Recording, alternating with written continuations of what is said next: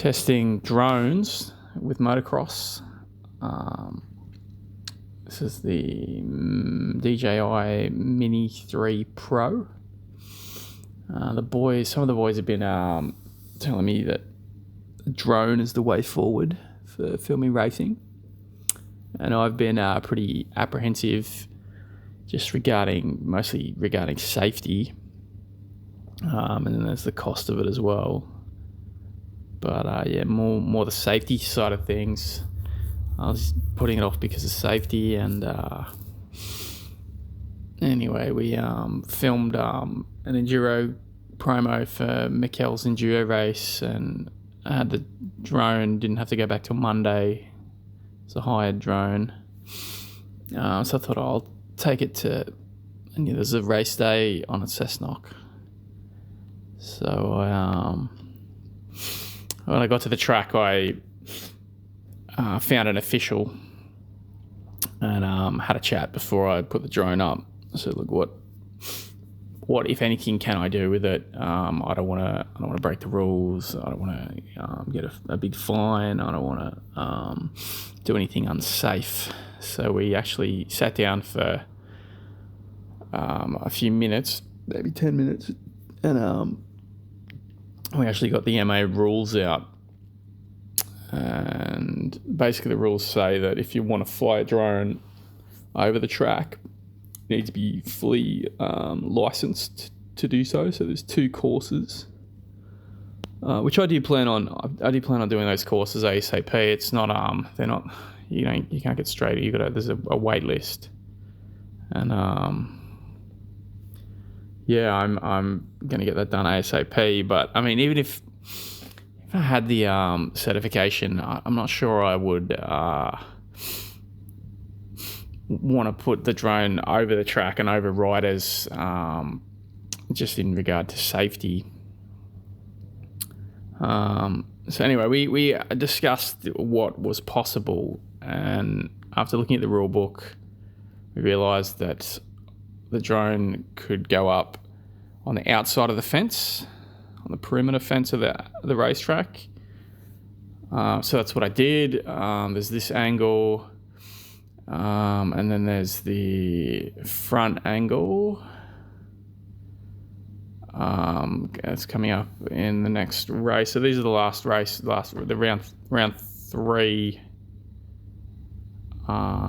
last round of the day. It's Cessnock.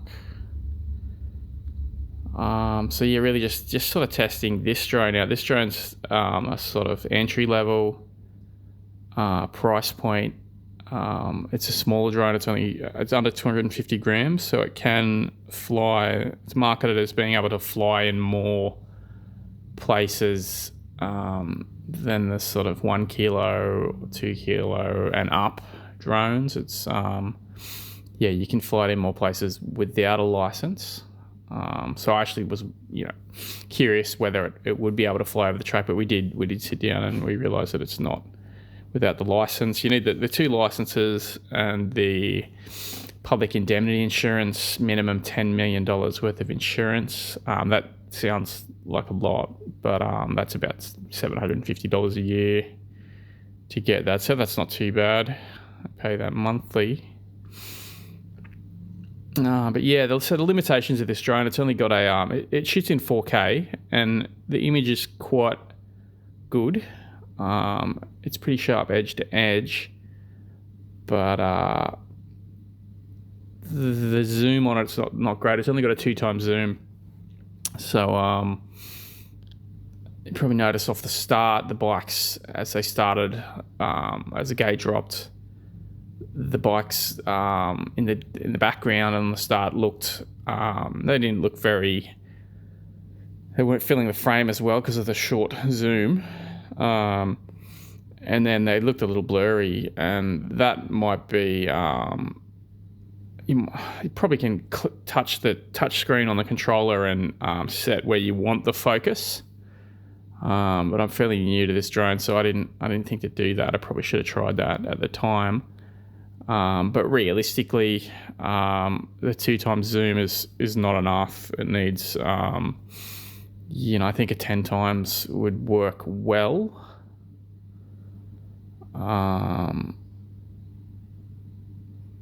Yeah, so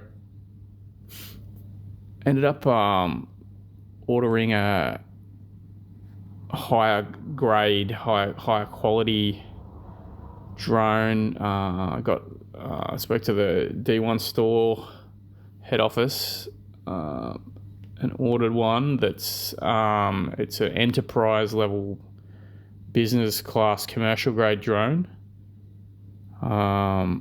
It's called a Mavic 3 Enterprise.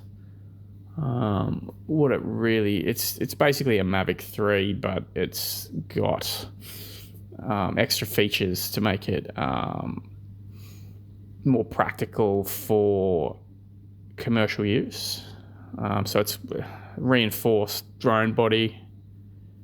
It's got a 56 hybrid zoom that looks like it, from what I've seen, it looks like it can be pretty much zoomed almost at that 56 times and have like a little bit of quality loss, but it's quite good. I think it'll be, around that 10 to 15 times is where I'll probably use it the most, just to frame the riders, particularly like in a shot like this where the foreground looks good, but the race leaders are, you can't see their numbers. You really got to identify them just by the colours of their jersey, and even their bikes. You can't really, it's hard to see the detail on their bike. So it definitely needs more zoom. But the safety thing was the reason why I sort of had a mate telling me to bring a drone in. I was saying bring a drone in, bring FPV goggles, and I think they've been watching the sort of race drone footage on YouTube or somewhere, and they were saying I should sort of check that out and do the same thing. But after doing some research, like the FPV goggles is it's a racing thing. They don't use them commercially. It's illegal to use them commercially or on a motocross track for safety purposes. You need to have your drone in view, in your field of view at all times.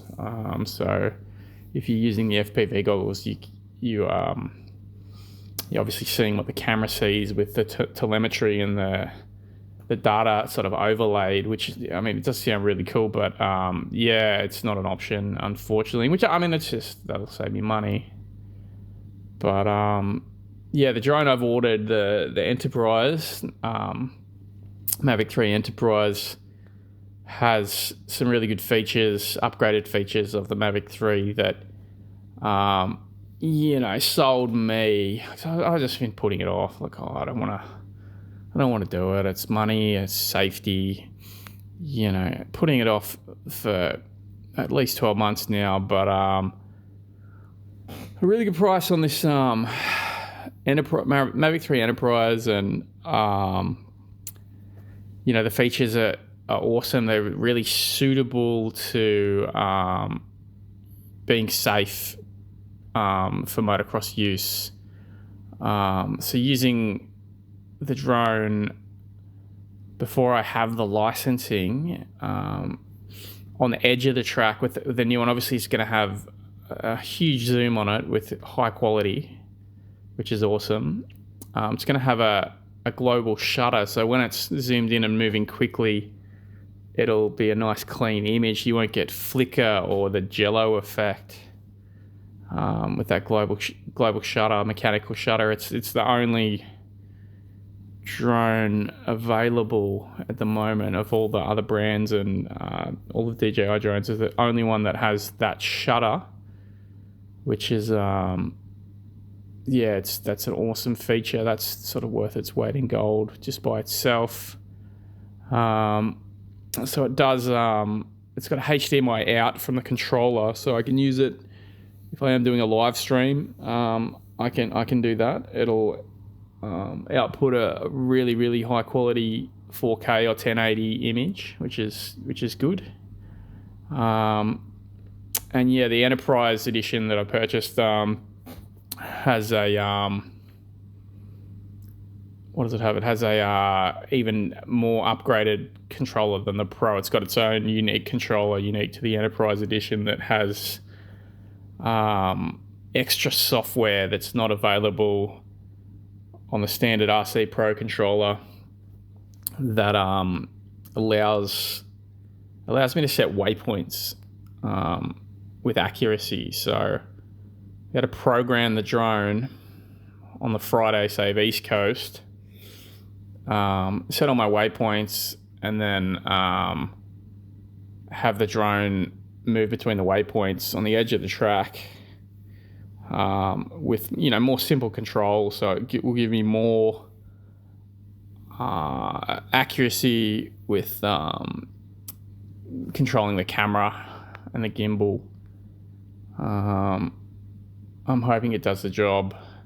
Normally at a professional level, particularly with motorsport and most sports that are filmed with a drone, like the Mavic 3, they're using it with the NRL, with the RC Pro controller. They're filming NRL Rugby League with it.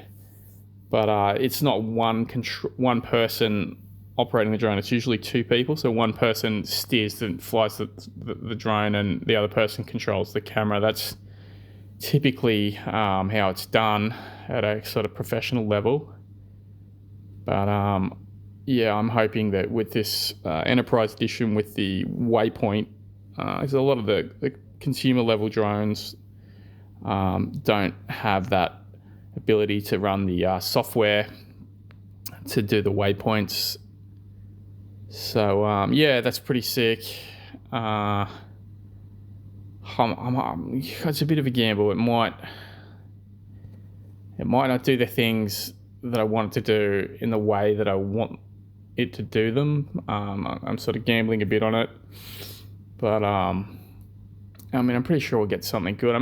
This footage is, this is the entry level, much more affordable price point drone, and it still looks good when it's zoomed out. When it's zoomed in, it kind of you can see a little bit of quality loss.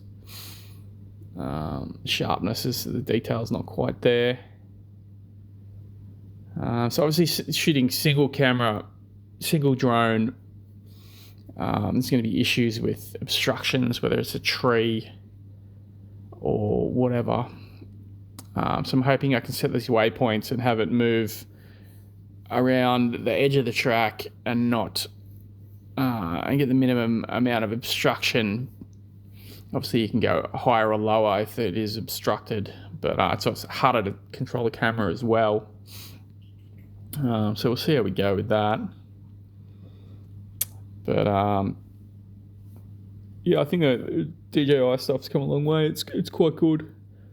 I had the Mavic 2 a couple of years back, and image quality on that was really, really good.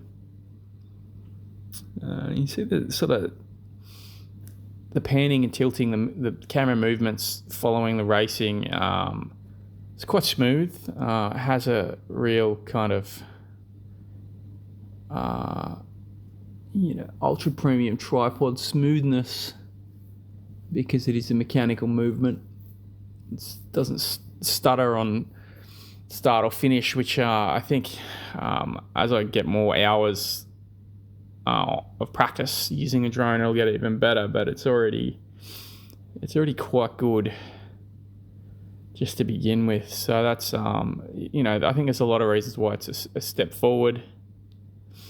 And as I said, I will be getting the REPL license and the REOC, I think it is. And I will have the option eventually to get the drone on track if that's something that everyone is okay with. I don't want to interfere with. I know people put a lot of time and effort and money into their racing, and they want to enjoy their race day, and they probably don't want to be thinking about a drone getting in the way. So that's another issue that I mean, maybe at a briefing we can bring it up and make sure that everyone's okay with it. If anyone's not happy with it, give them an opportunity to sort of speak their mind. I think it's going to look quite good for speedway racing with the simplified sort of oval tracks. It's going to make a big difference there as well. But I think this Mavic 3 Enterprise, the better zoom, bigger sensor, high. I think it's got a higher bit rate, so the image is even better again. I don't know. It's a bit of a gamble, but I think it'll pay off. I think it's gonna be worth its weight in gold, and I think it's the right decision. I mean, it's a decision, as I said before, it's a decision I made with safety. Mostly of other people in mind, and I kind of bit the bullet, and hopefully it's basically what I'm trying to say is I'm trying to mitigate any safety concerns, issues, and trying to do it as safely as possible in the least invasive way, so that it doesn't I don't want it to detract from people's enjoyment of their racing. I know it's people live for race day, and it's a dangerous sport, so we don't need to add any extra elements of danger to it. We really want to have. I'm going to have a focus on rider safety. I think that's really important. I mean, I don't want to get sued either, obviously. But it's kind of exciting. It's like a new level, I guess. I'm going to have this new drone this later this week. I've ordered it, and I'm hoping to test it out at I think it's a club round at Lakes this weekend. And as I was saying before, it's the drone, single drone, not flying over the track will look better on certain tracks with less obstructions, less trees. So Lakes is probably going to be one of the better ones in terms of, there's not going to be you see just in this shot, there's quite a few trees obstructing the drone. The drone really needs to be tracking along the fence line to get the shot a little bit cleaner without a tree obstructing it. Tracks like Lakes, Goulburn, where else is good? Port, Hastings Valley at Port would probably be a pretty good one. It doesn't have too many, mega gum trees. Like this gum tree, that first big one, that's got to be 100 years old, that tree. It's going to be 100 feet tall. Like it's, you could never take a tree out like that. It would be sacrilege to take a tree out like that. So, I've got to work around it. And, I think flying a drone on the track, like say the drone was trying to follow that line, that jump line up the hill, there's definitely branches that could be you don't want the drone to hit the branch and drop on riders. I think that would be that would be pretty horrific.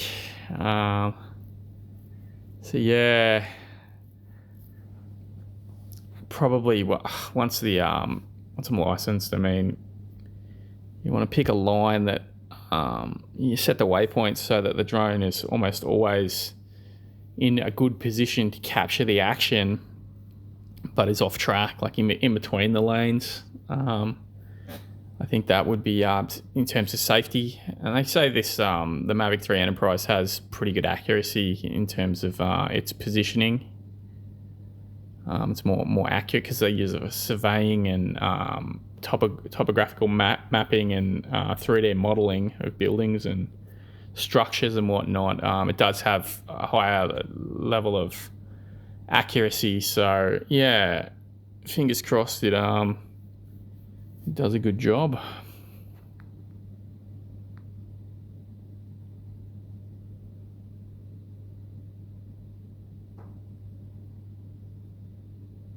This looks like a pretty good battle up the front between that's one of the Jones boys.